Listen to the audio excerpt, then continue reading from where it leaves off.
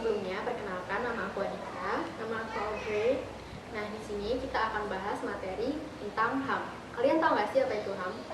Nah, jadi HAM sendiri adalah hak yang melekat pada manusia tanpa memandang ras, suku, agama, budaya, kepercayaan, dan tanpa memandang status lainnya. Nah, kalian tahu nggak sih kenapa alasan HAM itu harus dibentuk?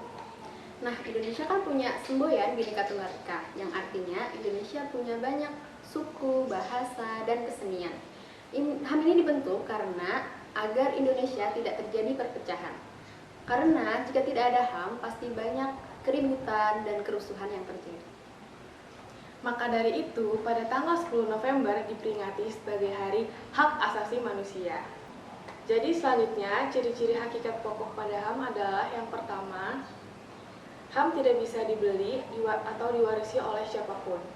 Yang kedua, HAM berlaku untuk semua orang, tidak memandang ras, suku, agama, budaya, dan lain-lain.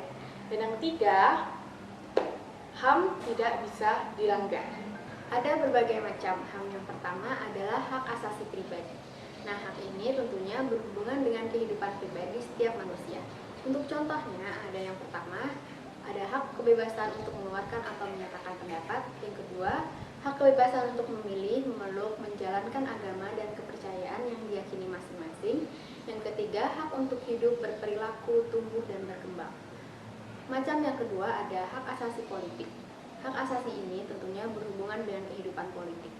Contoh yang pertama ada hak ikut serta dalam kegiatan pemerintahan. Yang kedua, hak untuk membuat dan mengajukan suatu usulan petisi. Yang ketiga, hak diangkat dalam jabatan pemerintahan. Macam yang ketiga, ada hak asasi hukum. Hak ini menjelaskan bahwa setiap manusia memiliki kedudukan yang sama di depan hukum dan pemerintahan. Contohnya, yang pertama ada hak untuk menjadi pegawai negeri sipil atau PNS. Yang kedua, hak dalam mendapatkan dan memiliki pembelaan hukum pada peradilan. Yang ketiga, hak mendapat layanan dan perlindungan hukum. Selanjutnya yang keempat, ada hak asasi ekonomi. Hak ini berhubungan dengan kegiatan manusia dalam perekonomian. Contohnya, hak untuk memperoleh kehidupan yang layak, hak untuk meningkatkan kualitas hidup, hak memiliki dan mendapatkan pekerjaan yang layak. Selanjutnya, yang kelima, hak asasi peradilan. Hak ini menunjukkan bahwa setiap manusia diperlakukan sama dalam tata cara pengadilan. Contohnya yang pertama, hak mendapat pembelaan hukum di pengadilan. Yang kedua, hak menolak digeledah tanpa adanya surat penggeledahan. Yang ketiga, hak mendapatkan perlakuan adil dalam hukum.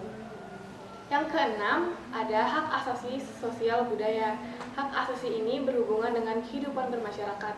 Contohnya yang pertama, hak untuk berekreasi, hak untuk memperoleh jaminan sosial, hak untuk berkomunikasi.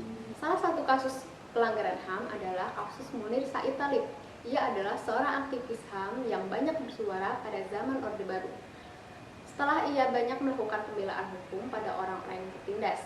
Salah satunya adalah menjadi pembela keluarga korban penculikan paksa yang terjadi pada tahun 1997 dan 1998. Bahkan, Munir menjadi salah satu anggota Kontras pada masa itu. Kontras adalah sebuah komisi yang mengadvokasikan orang-orang yang hilang, diculik, atau dihilangkan.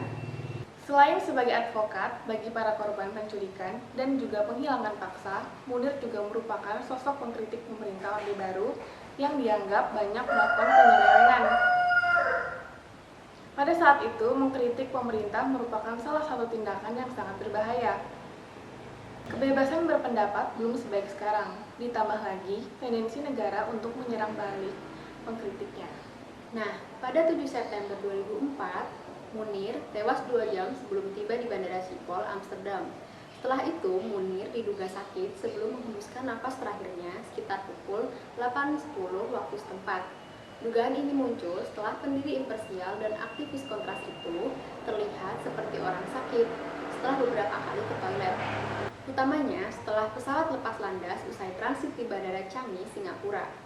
2 bulan setelah kematian Munir, kepolisian Belanda mengungkap bahwa Munir tewas akibat diracuni. Hal itu diketahui setelah senyawa arsenik ditemukan dalam tubuhnya setelah autopsi dilakukan. Senyawa itu diketahui terdapat di dalam air seni, darah, dan jantung yang jumlahnya melebihi kandungan normal. Selain itu, karena pembungkaman dan penghilangan hak bersuara, kasus Munir ini juga merupakan penghilangan nyawa secara paksa, sehingga dapat dikategorikan sebagai salah satu pelanggaran HAM yang cukup mengerikan. Kasus Munir membuat banyak aktivis menjadi was-was dan lebih berhati-hati akan keselamatan mereka saat mengkritik pemerintah atau orang-orang yang berkuasa lainnya. Jadi, kita harus selalu berhati-hati dengan perkataan dan perbuatan kita. Nah, itu tadi materi yang kita bisa sampaikan buat kalian. Semoga kalian bisa ngerti sama materi tadi. Sampai jumpa di materi selanjutnya. Dadah!